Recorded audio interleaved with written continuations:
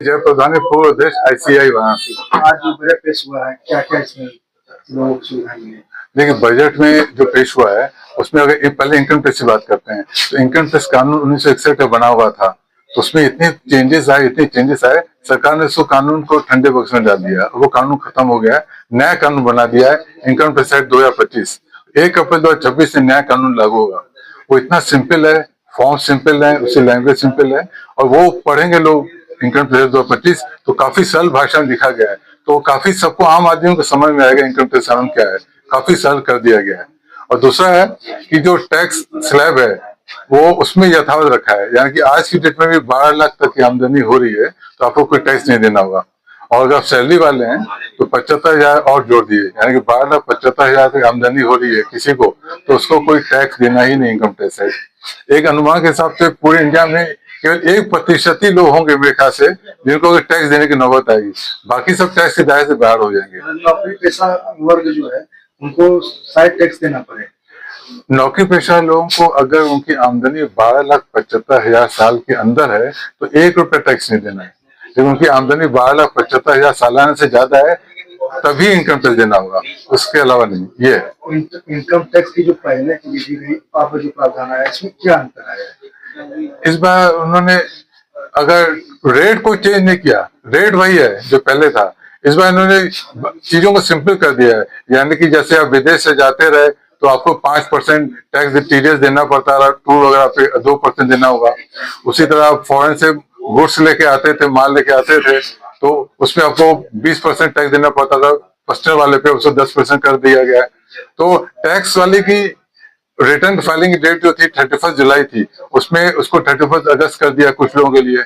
और return filing में कोई त्रुटि हुई हो, गलत रिटर्न फाइल हो गया हो तो पहले 31 दिसंबर तक नया रिटर्न रिवाइज फाइल कर सकते थे, उसको बढ़ा के 31 मार्च कर दिया गया। यानी कि अगर आप ठीक से रिटर्न नहीं फाइल किए हैं तो 31 मार्च तक रिटर्न फाइल कर सकते हैं, रिवाइज रिटर्न। तो के लिए सर इस बार क्या खास रहा बजट? स्टूडेंट्स के लिए देखिए अलग से तो इन्होंने कोई यूनिवर्सिटी कॉलेज वाली घोषणा तो की नहीं। स्टूडेंट्स के बस स्ट्रीमलाइन ये कर दिया है कि जितने भी स्टूडेंट्स हैं जो फॉरेन जा रहे हैं उनको 5% टीसीएस जमा करना पड़ता रहा एजुकेशन वगैरह पे, उसको 5% करके 2% कर दिया गया। उसी तरह टूरिस्ट वालों के लिए भी जो बाहर जाते रहे तो 5% टीसीएस टैक्स लगता रहा, उसको कम कर 2% कर दिया गया है। सरकार काफी कम कर दी है टैक्स रेट वगैरह को। वो चाहती है कि बस आप अपना कंप्लायंसेस करते रहे आसानी से। कंप्लायंस सिस्टम काफी स्लो सिंपल कर दिया गया सरकार। वाराणसी के प्रधानमंत्री जी का वाराणसी के लिए क्या कुछ खास रहा इस बार? तो बनास तो देखिए आप समझ रहे हर साल तो मैडम जो है ना अब सबसे ज्यादा किसी शहर का नाम लेती है तो बनास का लेती है। इस बार 2-3 बार तो नाम यही है, एक तो डेडिकेटेड फ्रेट कॉरिडोर बनास से एनजेपी तक जाएगा, ऊपर से शिप्स वगैरह है, शिप्स वगैरह की बोलिए कि बनास में इनकी रिपेयरिंग वगैरह होगी। यहाँ पटना दोनों के लिए रामनगर में देखिए जोड़ बन भी रहा है। उसके बाद इन्होंने बौद्धिस्ट टूरिस्ट के लिए सारनाथ का भी नाम लिया कि उसको डेवलप करेंगे। तो एक चीज और कर दिया है कि ऑल इंडिया में जो टेम्पल सिटीज हैं जैसे बनास भी उसमें, तो टेम्पल सिटीज के इंफ्रास्ट्रक्चर उस सिटी के अनुसार बनाएंगे, यानी कि जहाँ जहाँ टेम्पल्स हैं जिस जगह पे उस हिसाब से स्मूथ आना जाना स्मूथ लाइन हो जाए, इंफ्रास्ट्रक्चर उस हिसाब से डेवलप करेंगे। ये नहीं कि जैसे 2 मंदिर हैं तो वहां के पूरे शहर को डेवलप करना, नहीं, उन 2 मंदिरों तक जाने का आने का रास्ता हो, जो अलग अलग रास्ते हो उनको स्मूथ करने के लिए, ताकि वो टूरिस्ट बढ़े। तो ये स्पेशलाइज कर रहे हैं इस चीज को। एग्रीकल्चर की बात की जाए, क्या फार्मर लोगों के लिए जो किसान हैं उनके लिए क्या कुछ खास बजट में? फार्मर्स के लिए जो एमएसपी वगैरह जो कम ज्यादा होती है उस सब पे कोई इन्होंने नाम नहीं लिया है, कितने कम हो ज्यादा वो तो जब चुनाव हुए होंगे।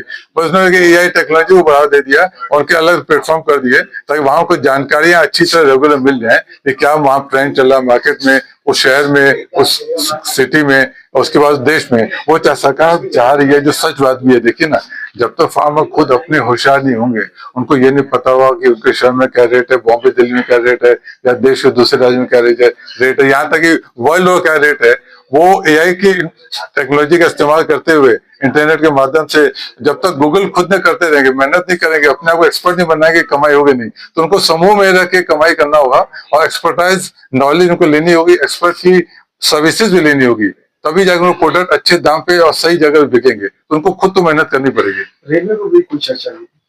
रेलवे पे तो पहले तो आप याद करिए ना, 6 साल पहले रेलवे बजट आता रहा, अलग आता रहा, याद है आप लोगों ने वो जमाना, और यूनियन बजट अलग आता, दोनों मर्ज कर दिया। तो रेलवे पे कौन सी ट्रेन ज्यादा बढ़ेगी, नई फ्रेट रेलवे, उस बारे में कुछ ज्यादा चर्चा नहीं की, रेलवे में कुछ नहीं किया ज्यादा।